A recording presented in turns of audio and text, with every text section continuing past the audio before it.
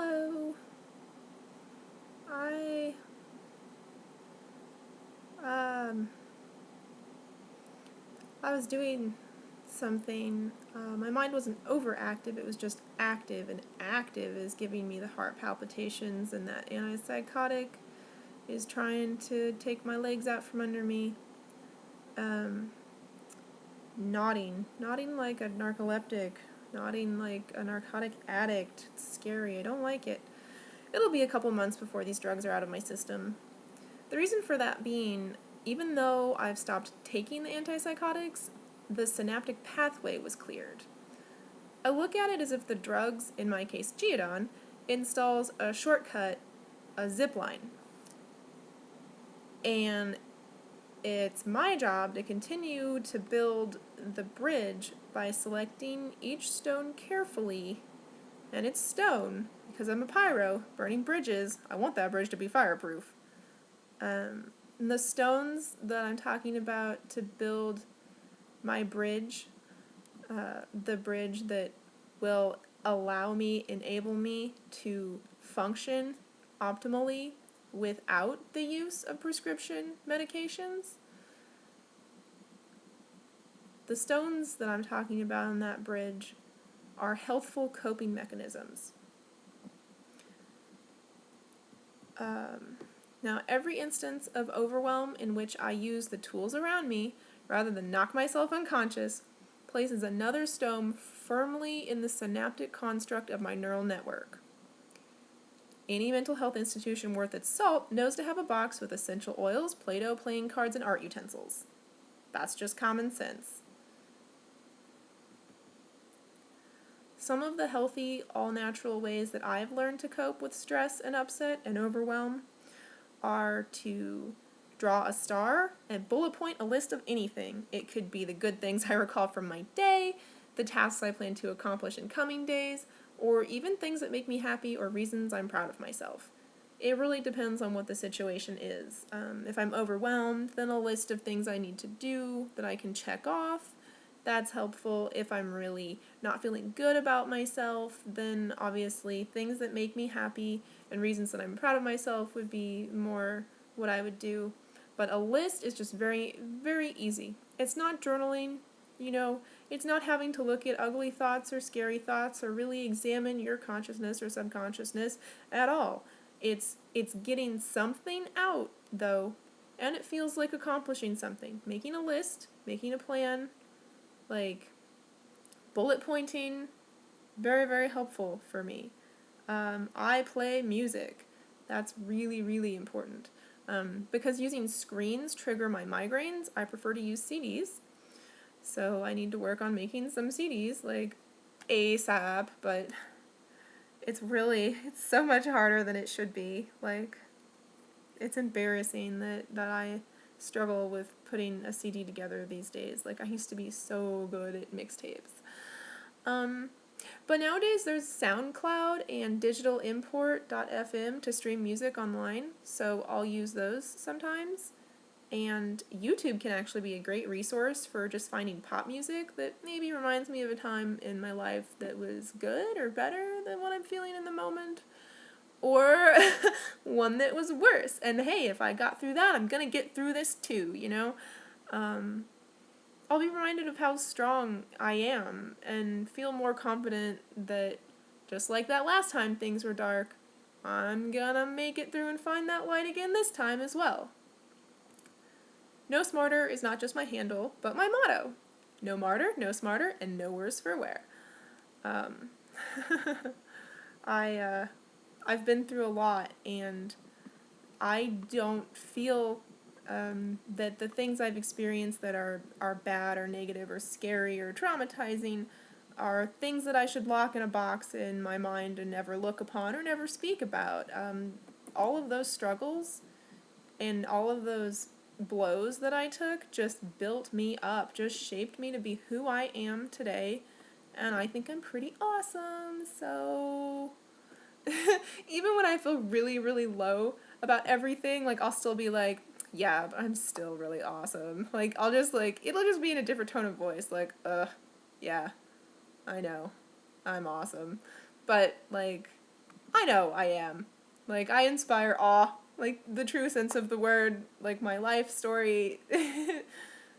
People are impressed, and they should be. It's a miracle that I am here.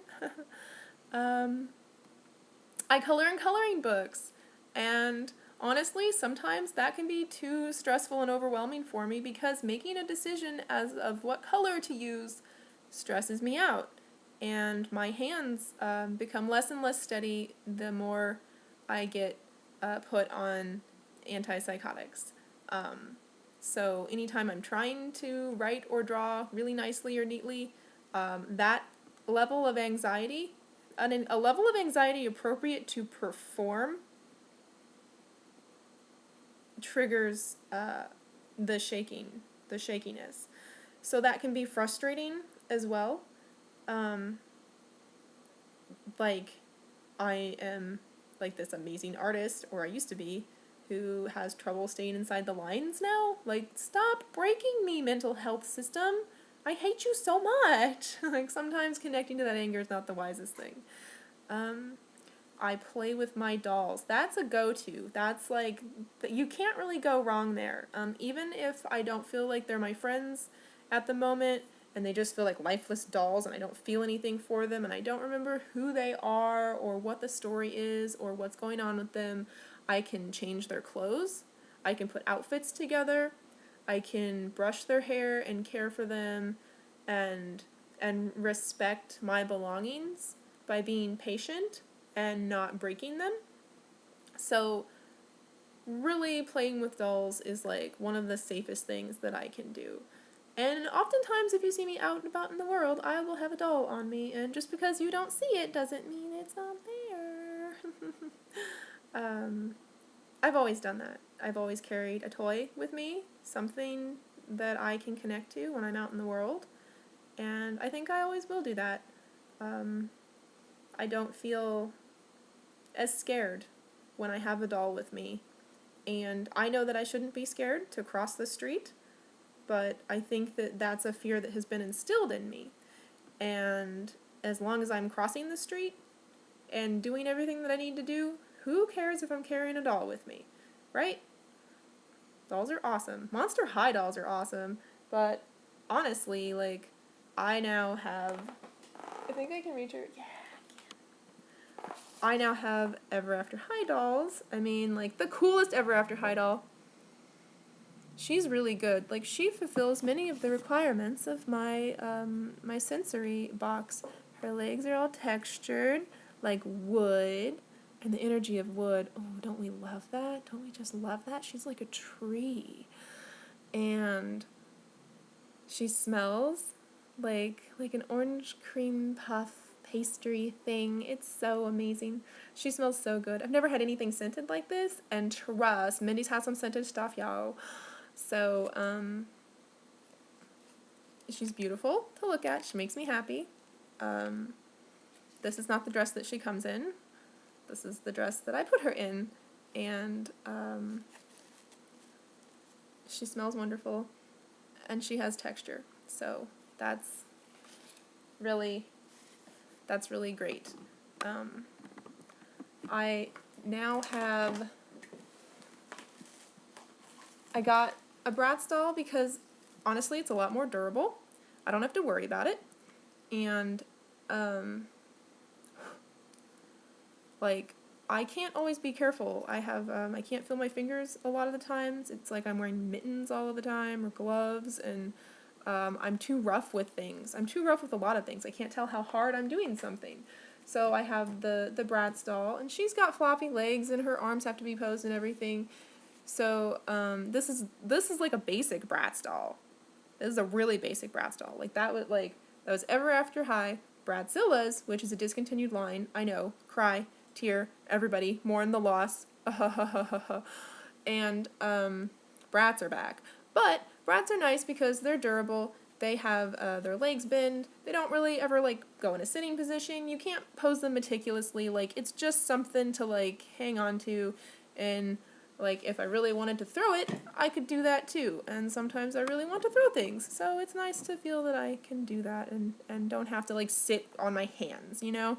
Other things that I do when I have an abundance of energy that is translating as anxiety is I clean a small area of my home. My go-tos are my kitchen and my bathroom. As long as those things are clean, I'm happy with my homemaking efforts. I very much enjoy making home, but I don't have the ability to put as much effort into it as I would like to. I would like to have a meticulously clean home, and it's very messy and cluttered, and clutter and mess now, causes me a great deal of anxiety, which is, really, really crazy and ridiculous, but it never used to, is why it's crazy and ridiculous. I used to, live in clutter, and it never bothered me. I knew where everything was. Things just weren't orderly. It was controlled chaos. So it's also very important to keep your kitchen and bathroom clean as far as controlling pests, preventing pests, and controlling pests. Those are the areas that you, if you do one thing, if you clean one part, it should be your kitchen and then your bathroom. Just common sense for maintaining a habitable living environment. One of the things I do also in conjunction with doing anything around the home is watch cartoons or kids' TV shows or my favorite movies. I like to keep it lighthearted. I like to keep it free of things that would make me feel negativity about the world. I like to keep it free of violence and profanity. So, cartoons and kids stuff. That's where I don't feel threatened by the television. So that's what I like. I wash my face. I'll just wash my face. I have a 3-step thing, and washing my face is kind of an ordeal anyway, even if you weren't doing it super slowly trying to kill time and get through moments, but it feels good to get some part of you clean, and maybe you can't take a shower or don't want to take a shower at the time, but you can wash your face, and that's self-care. And so that even when you don't feel like you're loving yourself, washing your face is caring for yourself. That is an expression of love, and that is something that lifts my mood considerably. And then the other thing I do is smell things. I just was smelling that doll. I have lotions that I enjoy the smell of. I really want to get into essential oils. I've just discovered tea tree oil. I could not possibly get natural sleep without putting tea tree oil on my temples, forehead, and chest. I have Candy to thank for that, of Starlight Deco Dream. She started using it for her migraines, and I did at her suggestion, and it seriously does help with headaches. I think that what it helps with more than migraines is stress headaches. Stress headaches will start as a stress headache, but they'll become a migraine if it's not put in check. And I think that the tea tree oil is really relaxing. Another natural scent that I really enjoy is the smell of catnip. I love the smell of catnip. I'm a kitty. I love the smell of catnip. And I have plenty of it on hand, because kitties. Because I has kitties. Because I have kitties. So any of these things that I'm doing, any of these stones that I'm picking up and mortaring into place on my bridge, the more mindfully and carefully, read slowly, I do these things, the more time gets killed. And when you are just sitting around wishing or feeling that you did not exist, the worst thing is to sit and do nothing. Time flies when you're having fun, gunning down hourglass aliens, yo, but it grinds to a halt when you're hanging on by the thread, unraveling at your own seam, grasping dead dreams, lost in the forest at night, looking up at the moon through the skeletal arms of towering trees. It'd be really smart to make a list of all these things that I do, huh? I haven't. I should. I'd have to have it posted, and the last guy I lived with, I was putting things around for my benefit, for my reminder, and he was like, I'm not gonna live in a fucking preschool, I'm not gonna live in a classroom, and I was like, I'm not trying to force you to live in a kindergarten class. I guess I need to live in a kindergarten class and have these reminders in front of me. It wasn't harming him. He didn't need to be aggressive about it, but he was. And I'm not in a situation like that now. Like, I could totally have lists and healthy things all around me. I have the utmost support and live in a very loving environment now. So, let's see. Each time I employ a stone to make my way further along the path at night, it reinforces good habits and reassures me that I am capable of being seated in my own power. Sometimes you have to take the reins from yourself.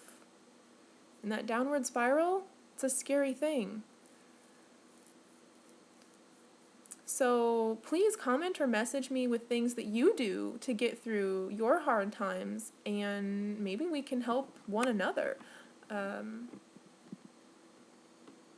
And when you come to the edge of the path and can't for the life of you find another stone, reach out. Not for a bottle of pills or cheap thrills, but for a hand. Let the connection of love be a light bridge, so you don't have to test fate and take that leap of faith, hoping to fly, lest you fall into the abyss of your own soul. I know what the darkness is like. And I know what the light is like. From point A to point B, hallway of shadows. It's terrifying. Take someone's hand and run screaming through it if you have to. I love you all. I hope that you're well. I wish you well. I bathe you in love and light, love and light. I have one hand, but love, love, love, love, love, and light.